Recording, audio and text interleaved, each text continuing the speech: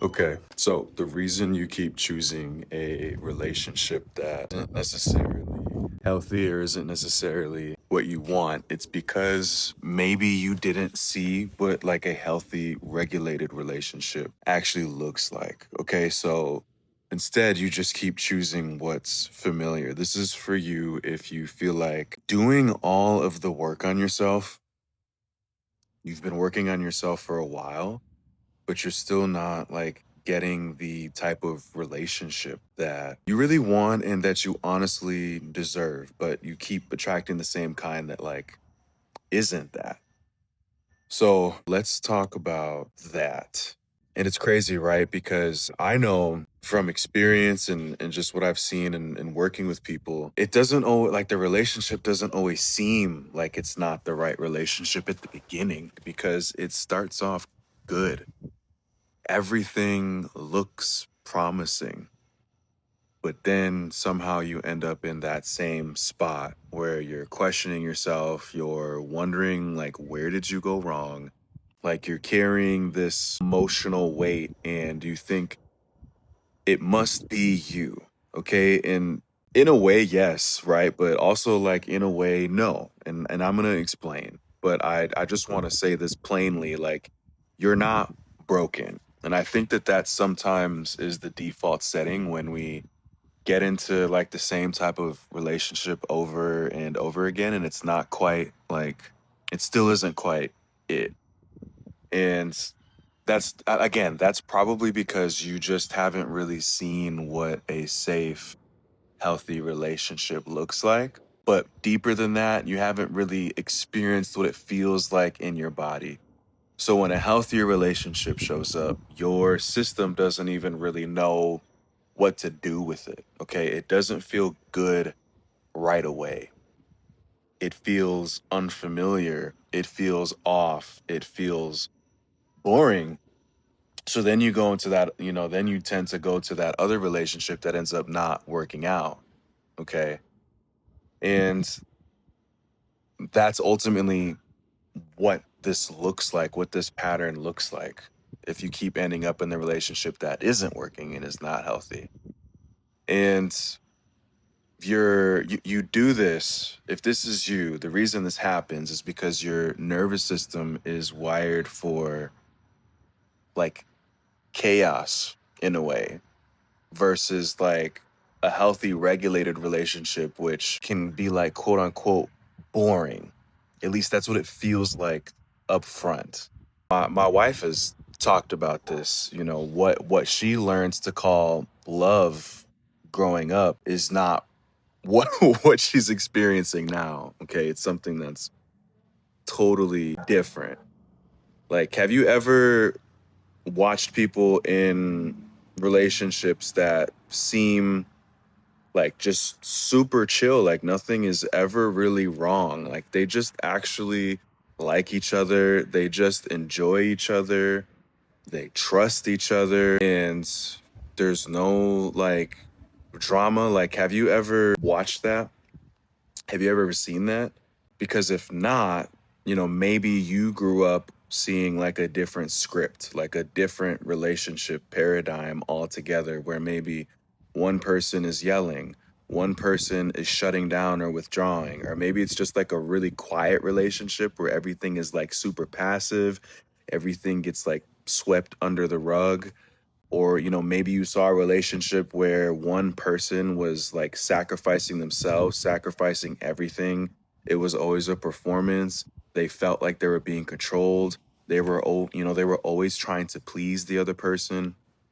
And when you see these different types of dynamics in your relationship, your nervous system starts to link love with tension. It starts to link love with high stakes, love with like eggshells, walking on eggshells, and like all of this anxiety.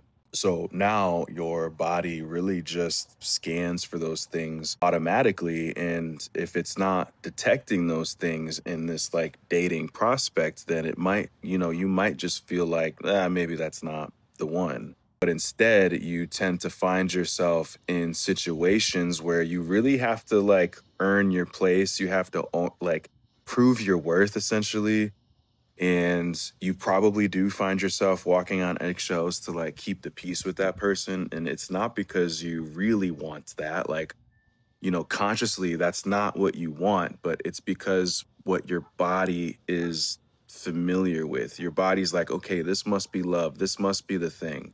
And that's why it seems good on the onset. And then some of these other things, these red flags kind of get overlooked. And then you end up in that place again where it's like, dang, like I'm in this like, bad relationship. I'm in this breakup. I'm in this like heavy place all over again. Okay.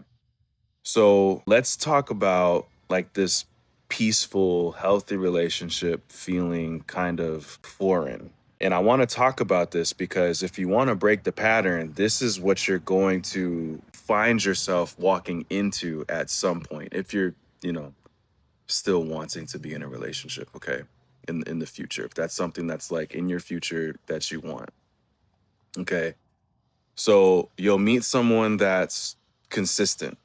Okay, you're gonna meet someone that's present. You're gonna meet someone that checks in, somewhat frequently to a point where maybe you think they might be, doing too much. And your first reaction might be like, I don't know, I'm not sure that I'm feeling it.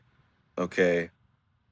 And it's not because you're cold or ungrateful or picky. It's just because your nervous system doesn't quite know how to register and recognize peace just yet. Okay. Like a real peaceful relationship doesn't activate that survival response inside of you. It doesn't make you chase anything. It doesn't leave you waiting for a reply or second guessing yourself. Like it doesn't leave you confused. And that alone, like not having that adrenaline rush inside of the mix might make it feel like something is missing. Okay. And we can confuse that stillness or that steadiness or that consistency with boredom. Okay. And we can even sometimes mistake that kindness, for weakness when it's really not. It's actually the healthy type of dynamic that you have been looking for. The calm, the kindness, the reliability, those could be some of those things that you never got to see growing up, which means they could be some of those things that just feel off or like don't feel right. It feels foreign, but that doesn't make it wrong. It doesn't make the other person not a fit. Like it actually might mean that it's right. But if you keep defaulting towards like that type of adrenaline, that type of up and down roller coaster type of situation, I'm telling you, it's probably why it just keeps not working out. Okay. And that leads me to like another thing here with like, you have to be careful about saying you have a type. Okay. Let's talk about your type for a little bit. Have you ever noticed how your type keeps giving you the same outcome? The same really high highs and the same super low lows until like it's over. It's a whole lot of confusion. It's a whole lot of, I just need them to understand where I'm coming from, and like they never do. And, you think when it comes to your type, you're choosing them from a place of attraction, but you're really not.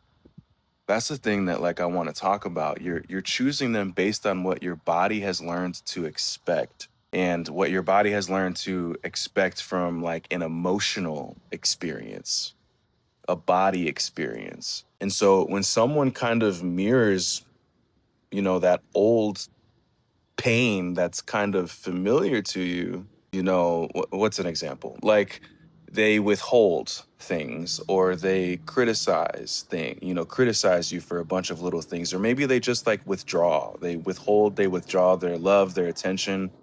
Your system is going to light up like, oh, like this, this feels like love. And you'll start to convince yourself of why like it's working and this is good and it's promising when really it's not. Okay. And then at the same time, the people that are actually safe, okay, you overlook those people. If you do start to move past the talking stage, you'll sabotage it in a way, or you'll just find some sort of reason to end it. And this isn't because you're afraid of love or you're afraid of getting close to somebody, it's because your body has mistaken like that survival mode, that survival type of situation for connection. Okay.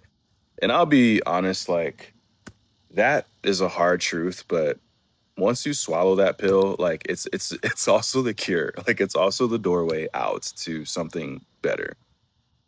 So with that being said, like I was saying before, like the real healthy dynamic, a solid relationship is probably going to feel somewhat boring at first, okay? And no one really talks about this, at least not, no one really talked to me about this. Like when you really start healing, that safe type of love might feel a little awkward, okay? And you're going to want to run at times. I just want to let you know you're going to think that something's wrong because it's not activating your usual patterns. And that's a good thing. There's not going to be this push pull dynamic all the time. There's none of this like hot and cold, up and down. It's just going to be someone just being there and steady. And that can feel boring, but it's not boring. It's regulated. And there's a big difference between there not being a spark and there not being chaos. There's a big difference between there not being a spark and there, being just a bunch of dysregulation. Okay. When you start to feel safe in your body in relationship, you're going to really start to see the difference. Safe love at first, and this is a big thing. At first, it could feel boring. At first, it probably isn't going to give you the most butterflies. But at first, it's going to give you something so much better than that, which is peace. And when you have that peace, when you feel safer than you've ever felt, when you have room to be, room to breathe, room to grow, when you have all of that, the butterflies will then start to come. That there's not going to be sparks. There's going to be a slow burn that turns into like a really steady, healthy flame. Okay. When you really start healing, out of these old patterns, it just starts to look different, right? You start texting and responding to people because you want to, not because you need to manage their emotions or their experience, okay? You start to recognize that the anxiety that comes up in that person that you're looking at dating or, you're already dating, you're going to realize that anxiety it's not attraction. It's your nervous system getting activated. Okay. And when you start to heal away from that, you don't walk away like you walk away, but it's not from a place of fear. It's from a place of just clarity. Like this isn't it. And you start to choose people that feel just calm in your body. Okay. Because eventually that type of chaos just doesn't hit the same anymore. That type of unpredictability doesn't hit the same anymore. Like you don't want to, you just stop being Delulu. You start being regulated.